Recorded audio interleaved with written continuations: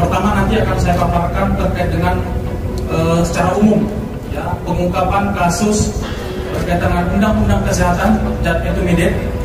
Kemudian yang kedua tentu saja teman-teman pasti akan banyak bertanya terkait dengan salah satu public figure, dan tentu nanti akan kami jelaskan setelah secara umum kami gambarkan terkait dengan pengungkapan kasus. Bapak Ibu sekalian, rekan-rekan wartawan, perlu kami sampaikan bahwa dalam periode bulan Maret dan April 2025, Polres Bandara Soekarno-Hatta melalui Satres Narkoba berhasil melakukan pengungkapan perkara terkait dengan Undang-Undang Kesehatan yang terkait dengan zat etomidate. Dalam perkara ini ada 4 kasus atau 4 laporan polisi yang ditangani oleh Polres Bandara Soekarno-Hatta, di mana 3 perkara merupakan joint operation atau kerjasama antara Bea Cukai Bandara Soekarno-Hatta dan Polres Bandara Soekarno-Hatta, sehingga kemudian dari 4 perkara tersebut Polres Bandara Soekarno-Hatta berhasil melakukan penangkapan terhadap 7 tersangka. Ketujuh tersangka itu terdiri dari 3 perempuan dan 4 laki-laki. 6 orang tersangka seperti yang tadi sudah ditampilkan di belakang itu telah dilakukan penahanan mulai dari waktu yang berbeda sejak bulan Maret, ya. Dan kemudian 1 tersangka saat ini masih dilakukan pemeriksaan secara intensif di ruang penyidikan Satres Narkoba. Dari 4 perkara yang kita terima dan kita tangani, kita melakukan penyitaan terhadap barang bukti berupa zat etomidate sebanyak 881 pieces cartridge. Ini merupakan cairan vape atau rokok elektrik yang kita duga ini sudah mulai banyak dan sudah mulai ramai dikonsumsi oleh masyarakat, khususnya di Jakarta. Dan tentu saja teman-teman bertanya, kenapa Polres Bandara? Karena kita tahu Bandara Soekarno-Hatta ini adalah pintu masuk kedatangan dari luar negeri, dan semua barang bukti ini merupakan barang-barang yang didatangkan atau dibawa dari luar negeri. Ada yang dari Malaysia dan ada yang dari Thailand. Kemudian terhadap ke-7 tersangka yang sudah kita tetapkan ini, kita kenakan Undang-Undang Nomor 17 Tahun 2023 tentang kesehatan, di mana dalam undang-undang tersebut menyebutkan bahwa setiap orang dilarang untuk memproduksi, mengedarkan sekian farmasi yang tidak memenuhi standar. Itu termaktub dalam pasal 435, dan kemudian di pasal 436 itu lebih jelas disebutkan bahwa setiap orang yang melakukan kegiatan untuk mengedarkan terkait dengan sediaan farmasi berupa obat keras, itu yang kemudian dikenakan pidana paling lama 5 tahun dan denda 500 juta rupiah. Rekan-rekan sekalian, tentu Undang-Undang Kesehatan ini berbeda dengan Undang-Undang Narkotika. Undang-Undang Narkotika itu Undang-Undang Nomor 35 tahun 2009, dan ini yang kita kenakan adalah Undang-Undang Kesehatan terkait dengan memproduksi ataupun mengedarkan obat keras. Kenapa dia disebut obat keras? Tentu obat keras ini kita kategorikan sebagai obat yang bisa dibeli, bisa dikonsumsi, bisa digunakan harus dengan menggunakan resep dokter. Jadi kalau tidak ada resep dokter, tentu ini adalah bagian dari peredaran yang ilegal, dan tentu ancaman pidana yang seperti tadi yang kami sampaikan.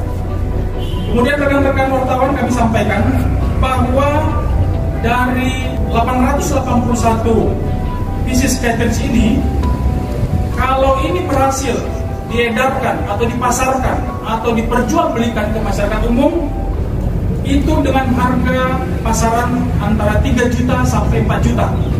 Jadi kalau rekan-rekan bisa melihat atau memiliki vape, itu ada cairan yang kemudian dipergunakan dalam rokok elektrik itu, itulah yang mungkin berisi kurang lebih sekitar 4 atau 5 ml cairan, itulah yang kemudian mengandung zat etimeted ini. Dengan nilai harga per cartridge sebesar 4 juta, maka nilai nominal yang bisa kita gagalkan dalam peredaran ini adalah kurang lebih sekitar 3,5 miliar. Dan kita asumsikan bisa menyelamatkan masyarakat untuk tidak menggunakan etimeted ini sebanyak 3.600 orang. Itu gambaran secara umum dulu rekan-rekan. Kemudian yang kedua, kami akan sampaikan terkait dengan public figure yang mungkin dalam beberapa waktu yang lalu teman-teman juga sudah banyak yang mengetahui. Rekan-rekan sekalian, dari 4 perkara yang kita tangani, ada 1 perkara yang awalnya kita terima limpahan dari Bea Cukai, tepatnya di tanggal 13 Maret 2025. Pada saat itu, tugas Piket Bea Cukai berkoordinasi dan melaporkan ke Piket Satgas Narkoba bahwa ada mengamankan penumpang yang baru tiba dari Malaysia yang kemudian membawa zat etimeted tadi. Kemudian dari hasil pengembangan, dari hasil penyelidikan, penyidik Satgas Narkoba berhasil menangkap tersangka pertama, inisial BTR. Ya. Dari tersangka BTR kemudian berkembang kepada tersangka kedua, seorang perempuan inisial ER, 34 tahun. BTR inilah yang yang membawa masuk barang dari luar negeri yang kemudian diamankan oleh Bea Cukai. Kemudian dari hasil pengembangan BTR dilakukan pengembangan terhadap ER. Dari keterangan kedua tersangka inilah kemudian muncul nama JF yang dari hasil keterangan itu memiliki peran untuk pertama membuat WhatsApp group. Jadi mereka membuat WhatsApp group yang berisi para tersangka ER, JF, dan TBR dan TBR tadi. Disitulah mereka membuat grup untuk saling berkomunikasi dan saling mengatur bagaimana supaya barang cartridge ini atau etimeted ini bisa masuk. Tentu menjadi pertanyaan, barang etimeted ini berasal dari mana?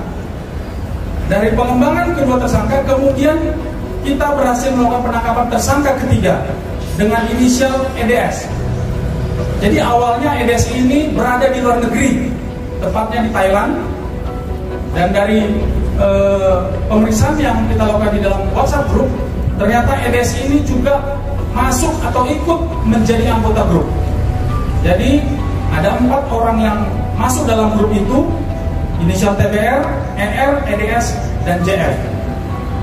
Kemudian dari hasil pemeriksaan barang bukti digital yang kita sita dari para tersangka, itu terlihat bahwa yang membuat grup WhatsApp ini dengan inisial WhatsApp grup berangkat ini adalah JF. Di dalam grup inilah kemudian dilakukan proses untuk membahas dan mengatur zat etimeted ini dari Malaysia ke Jakarta. Kemudian disitulah diatur dan disiapkan tiket untuk keberangkatan dari Malaysia ke Jakarta. Kemudian dalam grup itu JF juga memberikan informasi terkait dengan tempat penginapan atau hotel di Kuala Lumpur. Kemudian dalam proses membawa ke Jakarta, JF juga melakukan pengawasan dan pengontrolan, karena memang di awal masuknya barang ini awalnya sempat dilakukan oleh pemeriksaan secara detail oleh Bea Cukai, dan kemudian ada komunikasi di dalam grup ini bahwa barang atau zat etimeted ini akan diurus sehingga untuk bisa dikeluarkan. Sehingga kemudian pada saat Bea Cukai melakukan pemeriksaan, diketahui bahwa cairan tersebut mengandung zat etomedet. Nanti mungkin dari teman-teman Kepala Balai POM akan menjelaskan lebih detail terkait dengan zat etomedet tersebut.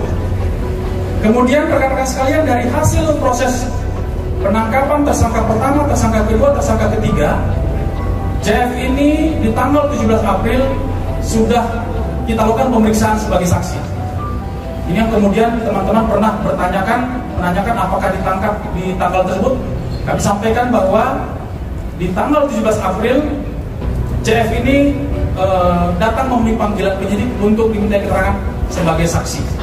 Kemudian dalam prosesnya 3 orang tersangka yang berkas perkaranya terpisah ini kemudian kita kirim ke jaksa penuntut umum. Kemudian ada petunjuk-petunjuk yang harus kita lengkapi, diantaranya konfrontir antara ketiga tersangka dengan JF. Kemudian dari alat bukti yang kita terima dari pemeriksaan digital forensik dan pemeriksaan laboratorium forensik terkait dengan zat yang dikandung oleh zat di dalam etomedet tersebut, maka per tanggal 3 hari Sabtu, tanggal 4 ya, tanggal 3 Mei 2025, berdasarkan hasil gelar perkara yang dilakukan oleh penyidik Satres Narkoba, tersangka JF ini kemudian ditetapkan sebagai tersangka dalam kasus Undang-Undang Kesehatan. Kemudian rekan-rekan sekalian, penangkapan terhadap JF dilakukan pada hari Minggu kemarin, semalam. Tepatnya kurang lebih antara pukul 6 sore sampai 7 di daerah Bintaro, dan yang bersangkutan saat ini masih dilakukan pemeriksaan secara intensif oleh penyidik. Yang perlu kami sampaikan kepada teman-teman bahwa penjelasan dari pengacara bahwa setelah tanggal 17 yang bersangkutan juga kita sampaikan untuk datang memenuhi panggilan. Saat itu pengacara menyampaikan bahwa saudara Jack ini sedang mengalami gangguan kesehatan dengan melampirkan surat keterangan dokter. Dan memang dari hasil pada saat penyidik melakukan menjemput tersangka dari Serpong, dari kondisi kesehatan, dari kondisi yang bersangkutan memang terlihat masih dalam kondisi yang kurang sehat, tetapi yang bersangkutan kooperatif untuk memberikan keterangan kepada penyidik, dan kita masih memiliki waktu sampai jam 7 malam hari ini untuk mengambil keputusan apakah terhadap JF ini apakah dilakukan penahanan atau tidak dilakukan penahanan, tentu dengan mempertimbangkan segala aspek. Kami tadi juga tidak membawa yang bersangkutan ke sini karena memang dari kondisi fisik saudara Jack ini masih harus melakukan belum boleh bergerak, belum boleh banyak beraktivitas, sehingga dengan kondisi dan aspek kemanusiaan saudara Jack belum bisa kami hadirkan. Dan mungkin teman-teman melalui humas tadi sudah menunjukkan bahwa yang bersangkutan saat ini berada di ruang pemeriksaan di Satres Narkoba di lantai 4 dan masih melakukan memberikan keterangan kepada penyidik.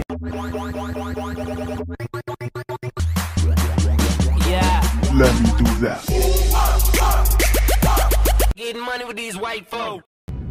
Hai Sobat Aisyah, kembali lagi di channel gosip paling update dan terpercaya. Di sini, kita kupas tuntas kabar-kabar panas dari dunia hiburan tanah air. Kabar mengejutkan datang dari aktor Jonathan Frizzy. Ia dikabarkan terlibat kasus serius yang berkaitan dengan vape berisi zat yang diduga mengandung obat keras. Gak cuma itu, statusnya pun disebut-sebut sudah naik jadi tersangka. Wah, ada apa sebenarnya? Tetap di sini ya. Karena Aisyah bakal ungkap fakta-fakta terbarunya hanya untuk kamu. Dugaan penyalahgunaan obat keras lewat media vape yang menyeret nama Jonathan Frizzy mulai menemukan titik terang. Penyidik Polres Bandara Internasional Soekarno-Hatta, SUTA, telah melakukan penangkapan terhadap Jonathan Frizzy atas perkara tersebut. Dia udah ditangkap, udah diamankan, ujar Kabid Humas Polda Metro Jaya, Kombes Ade Ari Syam Indradi saat dikonfirmasi Senin, tanggal 5 Mei tahun 2025. Jonathan Frizzy ditangkap pada Minggu sore, tanggal 4 Mei tahun 2025 di kawasan Bintaro, Tangerang Selatan. Jonathan Frizzy pun langsung ditetapkan sebagai tersangka di hari yang sama dengan penangkapan. Udah ditetapkan sebagai tersangka ya, kata Ade Ari. Namun, belum ada penjelasan lebih detail terkait penangkapan serta penetapan tersangka terhadap Jonathan Frizzy atas dugaan penyalahgunaan obat keras.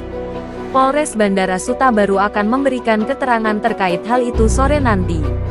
Sebelumnya diberitakan, Polres Bandara Suta mengungkap dugaan penyalahgunaan obat keras etomidate lewat media vape pada Maret tahun 2025. Dari perkara tersebut, penyidik menahan 3 orang berinisial BTR, EDS dan R, yang kedapatan membawa vape dengan kandungan etomidate dari luar negeri. Kemarin pada tanggal 21 April kami juga berkomunikasi lagi untuk kami layangkan panggilan kedua, jelas Michael K. Tandayu. Hanya saja untuk pemanggilan kedua, Jonathan Frizzy belum memberikan konfirmasi kehadiran ke penyidik dengan alasan sakit. Dari pihak PH-nya menyatakan bahwa saudara JF sakit, dan harus dirawat di rumah sakit, papar Michael K. Tandayu. Belum ada informasi lebih lanjut terkait kapan Jonathan Frizzy bisa memenuhi panggilan pemeriksaan kedua dari penyidik. Sampai saat ini, kami masih nunggu JF serta PH-nya, kata Michael K. Tandayu. Polres Bandara Suta sendiri sebelumnya tidak merinci sosok JF sebagai Jonathan Frizzy. Mereka cuma menyebutnya sebagai salah satu publik figur tanah air, yang masih kami lakukan panggilan untuk dimintai keterangan lagi. Itu adalah publik figur, ucap Michael K. Tandayu. Namun, Benny Simanjuntak selaku paman Jonathan Frizzy malah lebih dulu memberikan pernyataan bahwa keponakannya memang diperiksa dalam kasus penggunaan obat keras dalam vape tersebut. Hanya sebagai saksi, kata Benny Simanjuntak. Benny Simanjuntak juga menyebut pemeriksaan yang dilakukan hanya berkaitan dengan dugaan penyalahgunaan obat keras. Obat keras bukan narkoba, tegas Benny Simanjuntak. Butuh pembuktian lebih lanjut menurut Benny Simanjuntak, untuk menunjukkan bahwa obat keras yang dimaksud masuk kategori narkoba. Harus ada pembuktian, ucap Benny Simanjuntak. Polisi baru mengonfirmasi bahwa sosok JF yang dimaksud memang Jonathan Frizzy pada tanggal 29 April tahun 2025. Saat itu, Ade Ari juga yang menyebut JF adalah Jonathan Frizzy dan masih dibutuhkan keterangannya sebagai saksi oleh penyidik Polres Bandara Suta. Sebelum Jonathan Frizzy, publik lebih dulu dihebohkan dengan penangkapan aktor Fachri Albar atas dugaan penyalahgunaan narkoba.